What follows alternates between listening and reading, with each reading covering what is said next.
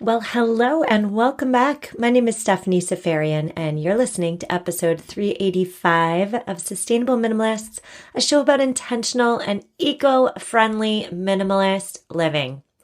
On today's show, we're discussing the implications of the tourism industry. Vacations, they're the best, am I right?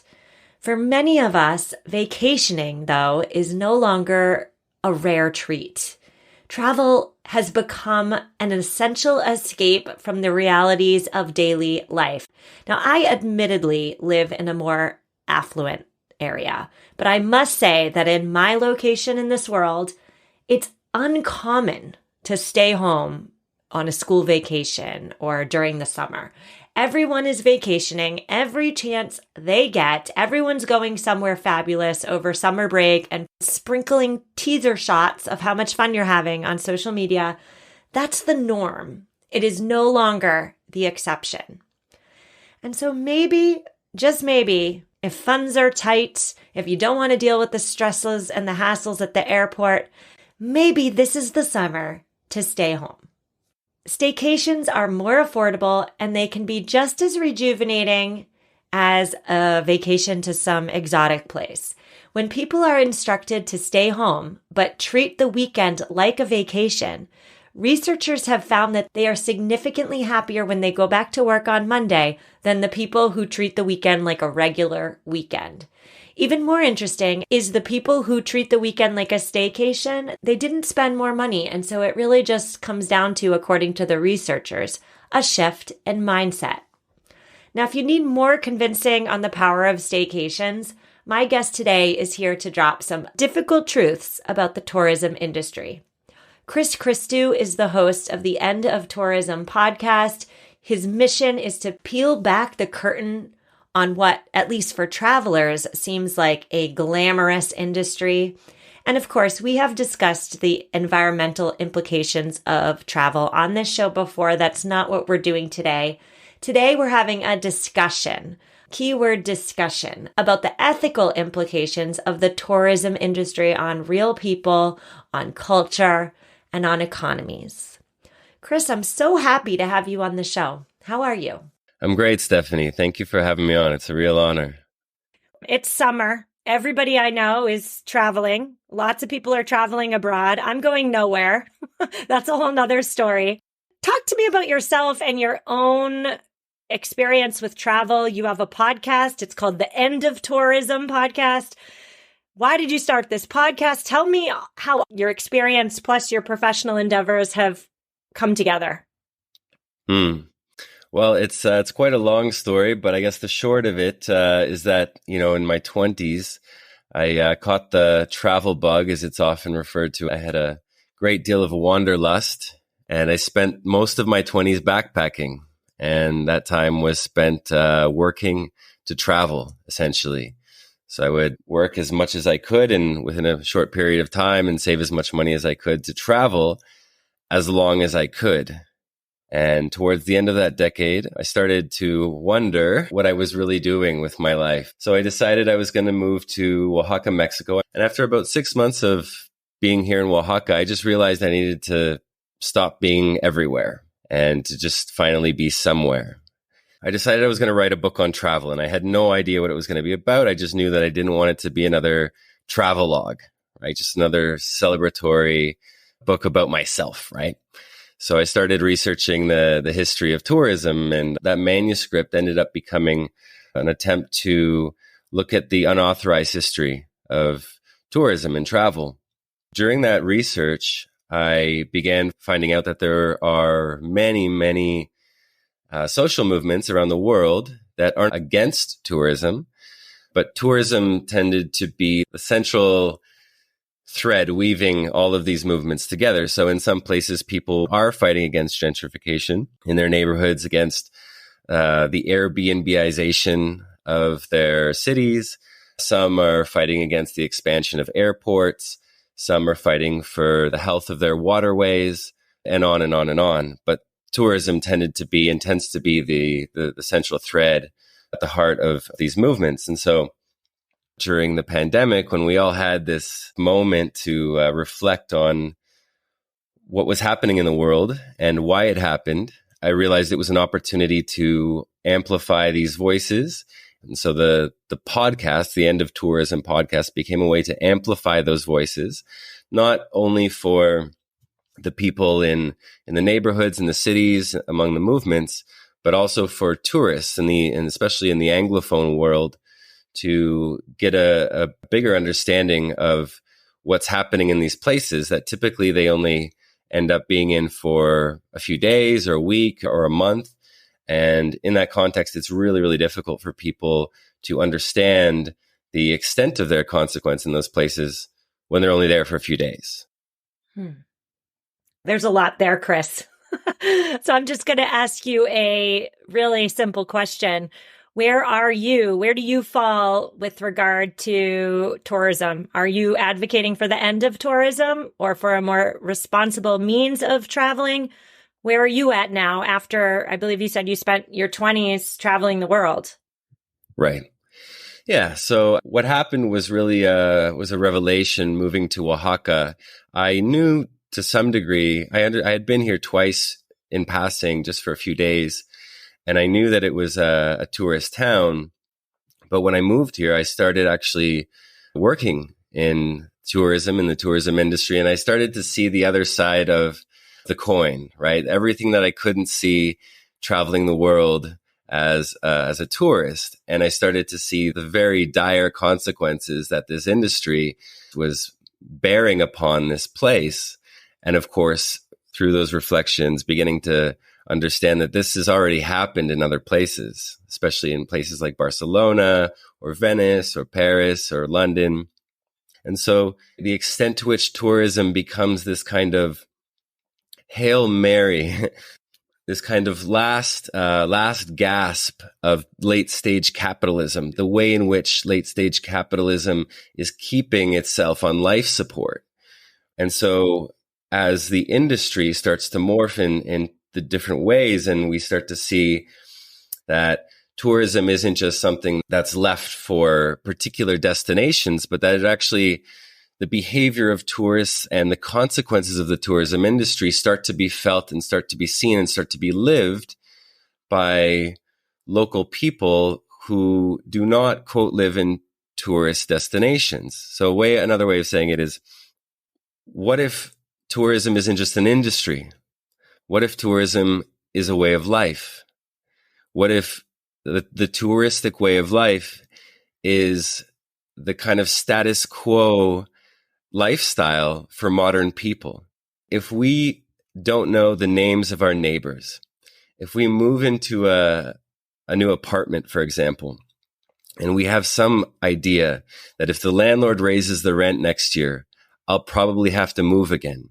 And so subconsciously or unconsciously, this gives me little to no desire to want to reach out to my neighbors, to want to build a sense of community with the people I live with, because I know that in a year's time, I'm not going to be here anymore, right? I'm going to be somewhere else, whether it's down the street or in another city or in another country. And so this notion of seeing everything as not only temporary, but also disposable. That's what I see. And I think a lot of people see happening. Also the hypermobility, the quote, freedom to move wherever we want, whenever we want, right? Assuming you have the privilege to do so. Well, you mentioned late stage capitalism there, and I really want to cling on to that because, well, first of all, let's define late stage capitalism for those of us listening who don't know what it is. And correct me if you have a different definition. But for me, late stage capitalism it's a phrase that encompasses all the absurdities that are to us in a capitalistic society commonplace. But if you step back and look at it, look at the things we're doing, it's quite absurd. So like the common example going around is buying $300 jeans from Nordstrom that are covered in holes. Like that's absurd. Or with regard to the tourism industry, the need and desire for those of us with disposable incomes to travel to the other side of the world, to see how other people live, to get to know other people when we don't even know the people who live next door or on the floor below us. That's absurd. That's late stage capitalism. Or going to this destination to, again, immerse yourself in a culture, but you're only there for a week, so you're really not seeing anything beyond the tourist, dare I say, traps. You're rappelling down waterfalls and you think you have a phenomenal idea of what Costa Rica is. You have no idea. You just rappelled down a waterfall. That was a tourist trap. I want to talk to you about like how we can be better travelers, because I know for my listeners, my minimalist listeners especially, they are on board with the ethos of minimalism, essentially, which is that happiness lies in experiences, not things. And so the minimalists listening, perhaps not the environmentalists, but the minimalists in particular are all about travel. And so for them, never traveling again, that's not an option. That's not even something that they're going to consider. And so I do want to focus in on how we can be a better traveler.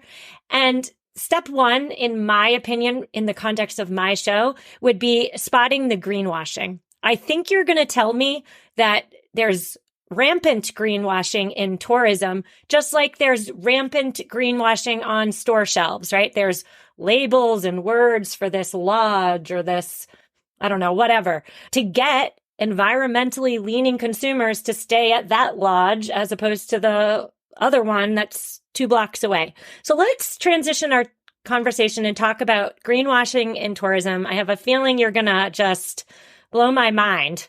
What does greenwashing look like when it comes to travel and tourism? Ecotourism has been around for at least 30 years.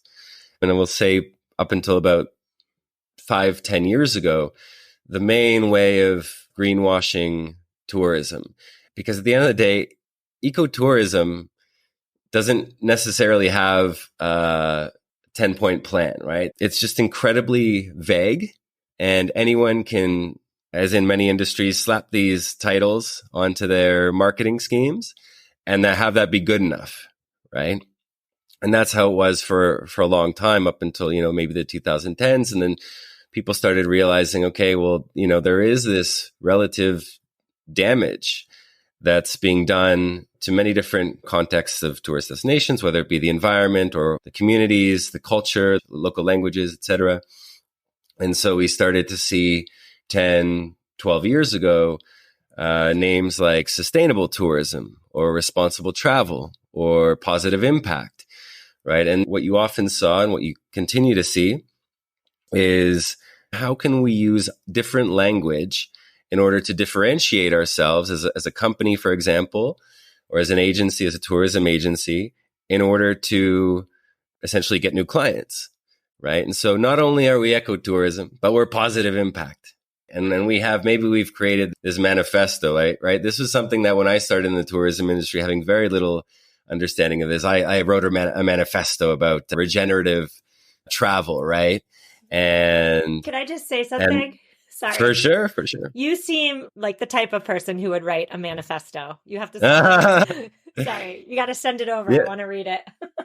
For sure. But, there was some point, I think it was just before the pandemic, where I was walking down the street here in Oaxaca, and I saw a poster and it said, sustainable, regenerative, authentic heritage experiences, right? And it was just like, if we can just throw all of these keywords onto the poster, we'll just get more people, right? And without particularly defining what we're talking about, this greenwashing, I think a lot of it comes from the reality that the industry in itself is not sustainable. At the end of the day, when people talk about sustainability, you have to ask, what is it we need to sustain? And at the end of the day, most of what's being sustained is the industry. As much as they want to kind of point towards environmental factors or cultural regeneration, the industry is the thing, first and foremost, that's being sustained.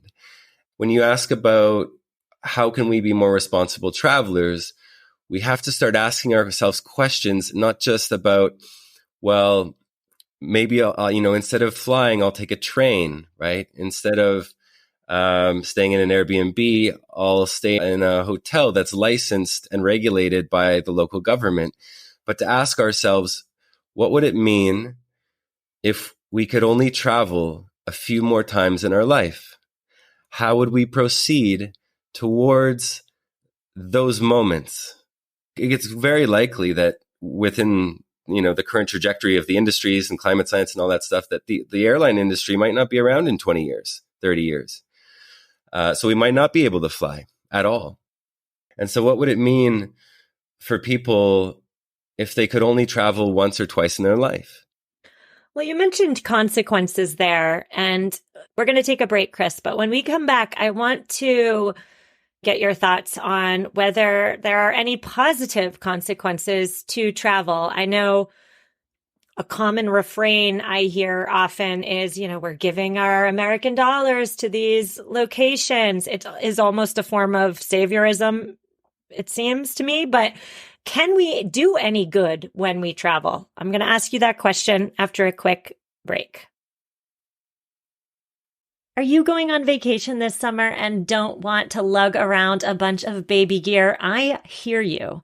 BabyQuip is the #1 baby equipment rental service and marketplace that provides families with clean and safe and insured baby equipment. Everything you need to have a great time on vacation without the hassle of lugging all these big baby items around. Renting baby gear allows you to enjoy the adventure of a vacation. So whether you're flying or driving, renting baby gear will eliminate the need to pack and haul all that big stuff. Welcome to the world of stress-free family travel, my friends. Right now, my listeners can get $20 off your reservation of $100 or more with code SUSTAINABLE at babyquip.com. BABYQUIP.com and use promo code SUSTAINABLE to get $20 off today. Enjoy the journey with BabyQuip. And we're back. Today I'm speaking with Chris Christou. He is the founder and host of the End of Tourism podcast. Before the break, Chris, we were discussing greenwashing in the tourism industry. Spoiler alert, listeners, it's rampant. But I want to talk about whether we can do any good when we're traveling. I mean, many of us do think that if we just show up and we say, I'm here, and we wave our American dollars over our heads, I brought this money, I'm giving it out to this community, we think we're doing good. It does sound to me like white saviorism, pure and simple. But practically speaking, is our money in these locations sustaining livelihood, sustaining families? Can we do some good with our money, even though it seems really saviorist-like? What are your thoughts on that? This is a way, certainly, that people have of washing their hands of any sense of responsibility to their time and a place. And certainly, I think that's true to some degree. And I've heard that as well here in Oaxaca from foreigners who've come to live here who said, yeah, well, I come and I spend my money, right? And this helps support local people. And I think it's really important to understand that in these conversations, there's an incredibly deep complexity to the dynamics and the situations that people in tourist destinations live in. They didn't always live in tourist destinations. These places weren't always destinations. But as the industry grew and as it continues to grow, more and more people realize that, well, in the case of Oaxaca, for example, at least the historic center where 85 to 90% of the economy is based on tourism, that I have a lot of friends who have little other choice than to work in this industry. So I think, can we do good? Generally speaking, this is something that if you're going to go to a place and you want to do good, you have to do your research. You have to know what good means for the people that you're going to visit. And most of the time, there's not a single definition. There will not be. There will be countless definitions. And so I think doing as much research as possible, especially in regards to the social movements in that place, understanding the political and social history and movements that exist in tourist destinations, because more often than not, there are going to be movements that are in some manner fighting against your willingness and want to be there. Okay, not pointing the finger at you necessarily just because you're a foreigner or whatever, right? But in the context of airport expansions and the environmental degradation and the culture loss and the language loss and all of these things, the industry as a whole. If you're going to go, ask yourself first, what is the history of this place? Do these people want me there? Do these people need me there? And at the end of the day, there's not going to be a single answer, right? And this is where it becomes really, really difficult and really, really complex. And so, perhaps there's a way that you can get in touch with these social movements. And if you want to do good, maybe it doesn't look like tourism. Maybe you're not there to go to the ruins or go to the museums. Maybe you're there to do some kind of volunteer work, even though that has its own fraught history. And again, with, in the context of white saviorism or just saviorism in general. And it's just really fascinating having done all these interviews with a lot of people in these social movements in these places. And very few of them, if any, say, we do not want people to come here, right? And almost nobody says that, but they're saying, please understand what is happening here. And in places like Venice and in places like Barcelona, and perhaps in places like Oaxaca, it's become so difficult to retain a sense of the local language, of the local culture and customs. There are a lot of places people simply should not be going to. Maybe get in touch with local people, get in touch with the local social movements and ask them. Because you know what's going to happen when you get in touch with the agencies and the industry people. You know what they're going to say. Get in touch with the people who are trying to honor a way of being in a place under the storm of their days and be willing to accept being told no. It's probably not going to happen that often, but perhaps be willing to be told that we don't want you as a tourist here. We'll welcome you as a guest. And what does that mean? And what could that mean, right? Outside of this context of us having learned about, being a guest essentially is how we've come to be treated in hotels and among people who simply want our money. So maybe there's something in the realm of responsibility in there. There's definitely something in the realm of responsibility. And as you're talking, Chris, there's also something in the realm of flipping the script from me first, right? This is my trip. This is my experience, me, to flipping to like, how can it be them first? How can I serve? And I think at least here in the West, perhaps in America for sure, where incomes are disposable, we have money burning holes in our pockets, where we are catered to, served when we travel. Flipping the script can seem, it's simple, but it can seem revolutionary to many of us who expect to be, again, catered to with our, again, American dollars. And so, yeah, flipping the script from this trip is about me and my experience and the photos I'm going to take home and show everybody who didn't get to come with me. And instead, like, how can I best serve the community, the place, the destination I'm going to? So you mentioned a couple times, and we're taking a turn here on our conversation. We're going in another direction. But you mentioned something a couple times that I haven't really personally thought about. So I want your opinion. I want your thoughts on it. You mentioned the consequences of Airbnb and Airbnb world. You mentioned digital nomads too, how the rise of the pandemic created digital nomads. What are the consequences on all these people who can work from wherever their home is? But let's talk about Airbnbs for a minute. How are they impacting local communities? Well, I just wanted to mention, you said something, and we've mentioned it a few times, and this term disposable income, and it just struck me, right, like a lightning bolt. The word disposable means that it's not needed, and that it's garbage essentially, right? And so maybe there's a way in the language, in listening a little bit differently to our language, that we can start to wonder about how we refer to these things. And if we're going to a place and we're using our disposable income as a way of paying for whatever it might be, what does it mean to that place when our income is disposable?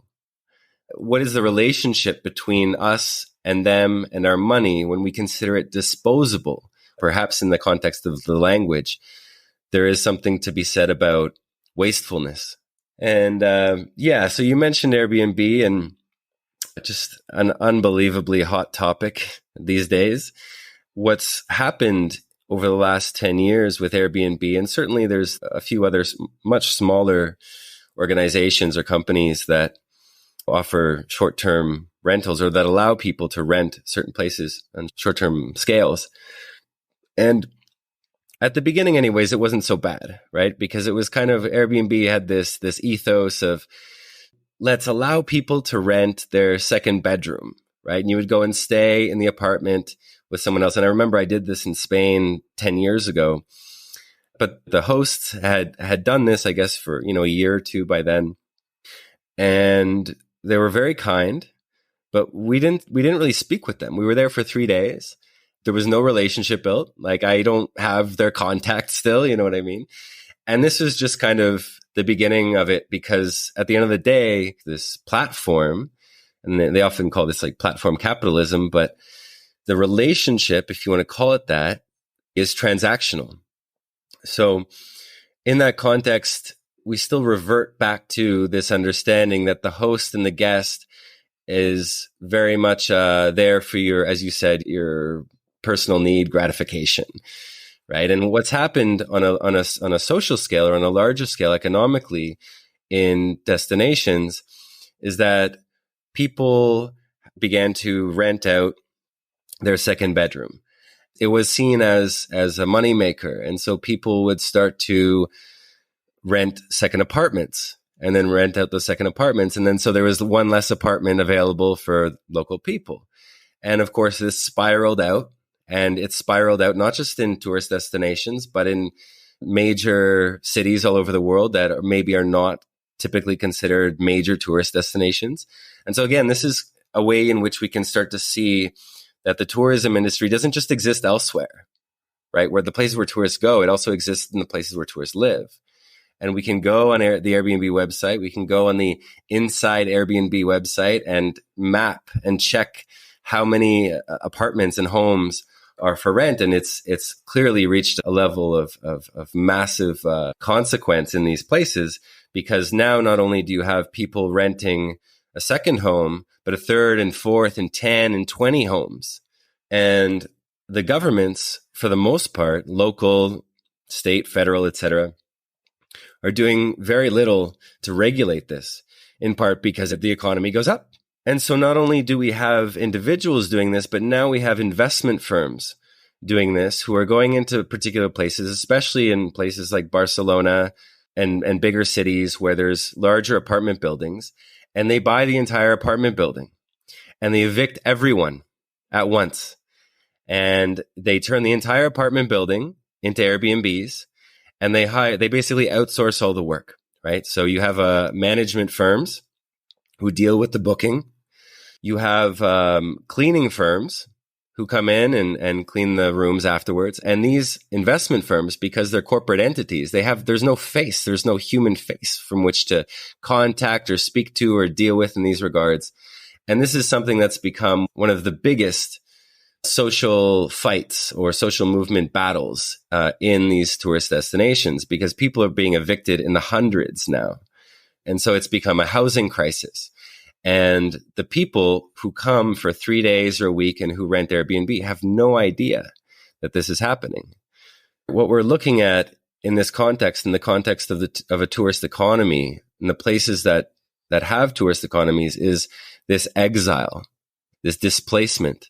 And it's not just the exile of people, because those people are the locals, are the ones who are keeping the hearth or the fire of culture fed. The language, the local culture, the local practices and traditions, those are the things that are being pushed with those people to the periphery or to another city, right? And those things can only exist when those people are living together in a particular neighborhood or in a particular building. And so there's this constant exile and displacement that's happening as a result. And in places like Southern Europe, which, to a large degree is some of the most over-touristed places in the world, you see this housing crisis that previous to Airbnb, we would have understood as a local problem, a problem between the local government and the people.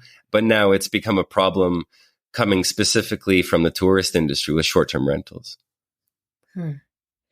Mic drop moment, Chris. I mean, wow. What happens to Barcelona when all of the local residents are moved out to the periphery? Is Barcelona, as we know it, still Barcelona? Is it still the place that all of us want to visit? That's something for me, again, to meditate on after we say goodbye. I'm going to give you 50 words or less for my next question.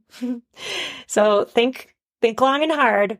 If there's one tip, maybe two tips, but again, 50 words or less that you could impart on to my sustainable minimalist listeners when it comes to traveling and tourism, how they can be better travelers, tourists, guests, what would you say to them? Well, I would say, the relationship of the guest to the host begins at home. Your manner of being an honorable guest in another place depends on your manner of being an honorable host at home and also a guest in your own place. And I know that sounds paradoxical, but maybe we could ask ourselves, how do I enact hospitality in the place that I live in for the people around me, friends, family, neighbors, etc.? And how does that allow me to understand perhaps what it means to be an honorable guest in the place that I live in, and how that might extrapolate as you travel to another place? I like the fact that you, throughout this whole conversation, but especially in that answer, you didn't give a simple answer like just do this and you are washed clean of any sense of responsibility, guilt, etc. I like my listeners might not like it, but I like that you gave a more nuanced answer, because when it comes to living with intention, I've learned throughout doing this podcast for 5-ish years that there isn't a simple answer, just do this and, everything's fine. It is more about that introspection, looking within, asking these hard questions that we've done today. And so tell us about your podcast, what you cover, where we can find it. Tell us all the things.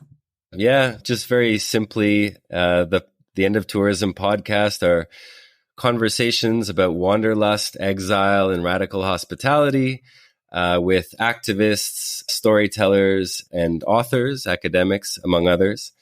It's definitely a way of being able to peer into the people that live in tourist destinations, not only, but certainly as well, and to listen to what they have to say about these consequences in their place. You can listen to the episodes at theendofTourism.com, and on social media, our handle is also The End of Tourism. And read more of my writing and work at chrischristou.substack.com. Is your manifesto there? No, but I'll send it to you. Thank you so much for having me on the pod today, and a great honor to be able to speak with you. And I hope your listeners can get something out of these conversations. Listeners, that's a wrap. Show notes are at mamaminimalist.com/385.